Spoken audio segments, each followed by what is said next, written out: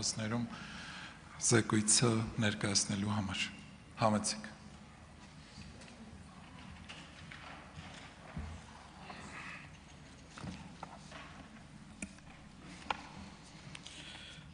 Հարգելի պատգամավորներ, գործընկերներ, քաղաքացիական հասարակության հարգելի ներկայացուցիչներ, ի սկզբանե նշեմ, որ ինչպես արդեն տեղեկացրեց Հակակոռուպցիոն կոմիտեի նախագահը,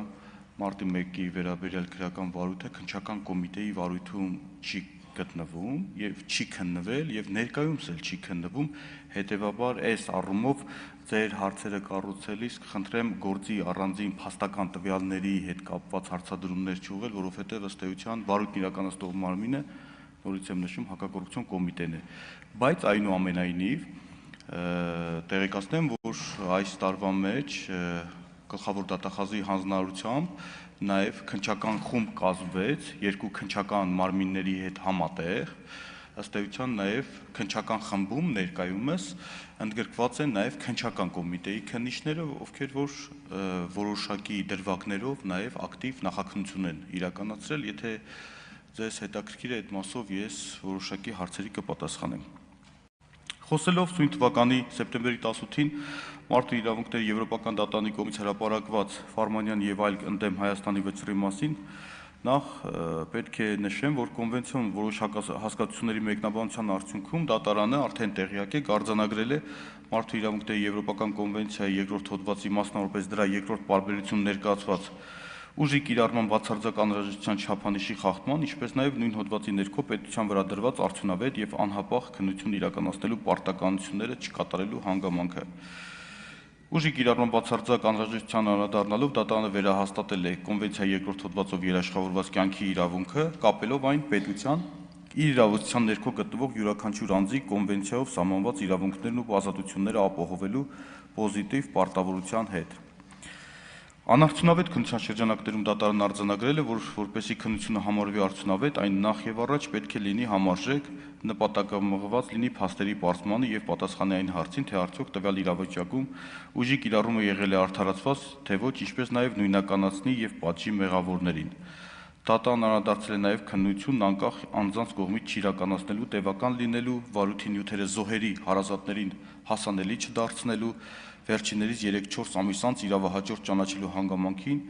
ինչը նշանակում է, որ նրանք այս ընթացքում զրկված են եղել քննությանը մասնակցելու եւ այդ կարգավիճակում իրենց իրավունքներն իրացնելու հնարավորությունից։ Պետք է փաստեմ,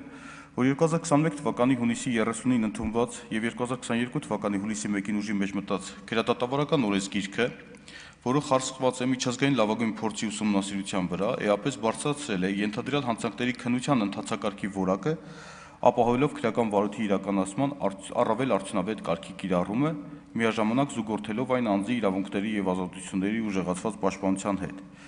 Հետևաբար չեմ խոսափի ասել, որ մինչև մի ետ քննարկվող որոշման հրապարակումը օրենսգիրքն արդեն իսկ իր համալիր կարգավորումներով լուծում է տրվել արձանագրված մի շարք խնդիրների։ Դրանցից մի քանիսին կանդրադառնամ։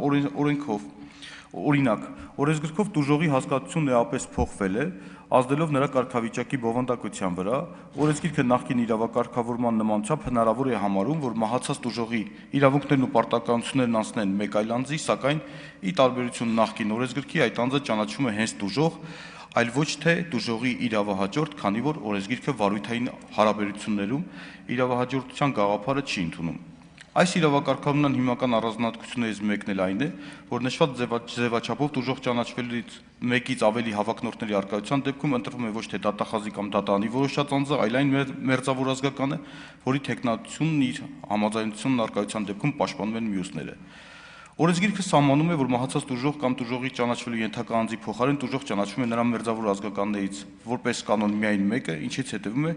որ նշված անձանց վերաբերյալ տարաձայնությունների առկայության դեպքում կարգավիճակով վարույթին կարող է ներգրավել մեկից ավելի անձինք։ Բնականաբար, այս ընթացակարգով տուժող ճանաչված անձի համար կան տուժողի իրավունքների եւ պարտականությունների իրականացման ողջամիտ սահմանափակումներ, սակայն գլխավոր նորաբանությունն այն է, որ այս անձը կարող է հարցաքննել ոչ թե որպես վկա, ինչպես նախկինում, այլ միայն որպես տուժող։ Օրենսգիրքն ընդլայնել է նաեւ միջդատական վարույթի ընթացքում տուժողի տրամադրվելիք փաստաթղթերի շրջանակը, Այսուհետ նա իրավունք ունի իր խնդրանքով անվճար ստանալ իր մասնակցությամբ կատարված ապացուցողական եւ վարորդային այլ գործողության արձանագրության, այդ թվում դրա հավելվածի, ինչպես նաեւ փորձակնություն նշանակելու մասին որոշման եւ փորձագետի եզրակացության պատճենները, այնինչ նախկին օրենսգրքով մինչեւ նախաքննության ավարտը դժողը համապատասխան արձանագրություններին կամ փորձակնությանը վերաբերող փաստաթղթերին կարող էր միայն ծանոթանալ։ Գործող օրենսգիրքը, ինչպես գիտեք, հրաժարվել է նաև նախաքննության ժամկետ սահմանելու օրենսդրական կարգավորումից, թեև օրենսգիրքը նախաքննության ժամկետներ չի սահմանել, բայց նախատեսել է միջդատական վարորդի ժամկետի ողջամտության երաշխավորման ուղղված քրեական հետապնդման ժամկետներ, որոնք անմիջականորեն կապված են քրեական վարորդում մեղադրյալի հայտ գալու հետ։ Այս կարգավորումն ունի երկակի նշանակություն, մի կողմից այն ստիպում է նախաքննության մարմնին դրսևորել պատշաճանասիրություն եւ կոնկրետ անձի մասով միջդատական վարույթն ավարտել մինչեւ համապատասխան վերջնաժամկետի լրանալը, իսկ մյուս կողմից հանդիսանում է երաշխիք, որպեսզի միջդատական վարույթում նրա նկատմամբ հարուցված քրեական հետապնդումը ողջամտության տիրույթից դուրս երկար չտևի։ Հաջորդը դատարանն արձանագրել է նաև, ինչպես նշեցի, անկախ անձանց կողմից քննություն իրականացնելու անհրաժեշտությունը։ Քննություն իրականացնող անձին ոչ միայն ինստիտուցիոնալ առումով պետք է անկախ լինեն, ինչպես նշել է դատարանը, այլ նաև փաստացի անկախ լինեն այն անձանցից, որոնք ներգրավված են եղել իրադարձությունների մեջ։ Չանդրադառնալով գործը քննած մարմնի անկախության իրավական հիմքերին, հարկ եմ համարում ընդգծել, որ նոր օրենսգրքի քննչական ենթակայությանը վերաբերող կարգավորումների համաձայն բացառիկ դեպքերում գլխավոր դատախազն իրավասու է իր որոշմամբ նախաքննության մեկ մարմնի քննիչի կողմից իրականացվող վարույթով նախաքննությունը շարունակել է հանձնարարելու նախաքննության մեկ այլ մարմնի, եթե դա որպես վերջին միջոց անհրաժեշտ է անաչառ նախաքննության կատարումն ապահովելու համար։ Խոսելով անաչառ եւ արդյունավետ քննության մասին, չեմ կարող չընդգծել, որ քննչական կոմիտեն անում է հնարավորը քննիչների կողմից իրականացվող նախաքննության որակն ու արդյունավետությունը բարձրացնելու ուղղությամբ քննչական կոմիտեում ինքնավոր պաշտոն զբաղեցնող անձինք Արտադրության ակադեմիայում անցնում են համապատասխան դասընթացներ, բացի այդ, խոշտանգումների վերաբերյալ վարույթներով արդյունավետ եւ անկողմնակալ քննություն ապահովելու նպատակով դեռևս 2022 թվականի հուլիսին քննչական կոմիտեի հատկապես կարևոր գործերի քննության գլխավոր վարչությունում կառուցվածքում ձևավորվել է խոշտանգումների եւ պաշտոնատար անձանց կողմից բռնություն գործադրելով լիազորությունները չարաշահելու կամ անցնելու հանցագործությունների քննության վարչությունը։ Նշված ստորաբաժանման քննիչները դարձյալ պարտադիր վերապատրաստումից զատ լրացուցիչ վերապատրաստումներ եւ դասընթացներ են անցնում նաեւ միջազգային գործընկերների աջակցությամբ կազմակերպվող դասընթացների շրջանակներում, ընդ որում նաեւ ուսումնասիրում են մարդու իրավունքների եվրոպական դատարանի կայացրած որոշումները։ Ես իմ խոսքը ավարտում եմ, ըստ էության նաեւ ես նշեցի, որ քննչական կոմիտեում նաեւ քննիչները ներգրաված են քննչական խմբում, այս ընթացքում նաև քննչական կոմիտեի քննիչները նաև իրականացրել են բազմաթիվ հարցաքննություններ, առգրավումներ, անհրաժեշտ ապացուցողական եւ այլ վարորդային գործողություններ, նաև հենց մեր քննիչների կողմից կատարված քննության արդյունքում նաև բացահայտվել է նաև այլ հանցագործության վերաբերյալ դեպք, որը ըստ էության նաև հետագայում կազդի մի շարք անձանց արարքների քրեիրավական որակման վրա, այսքանը, եթե հարցեր ունեք, խնդրեմ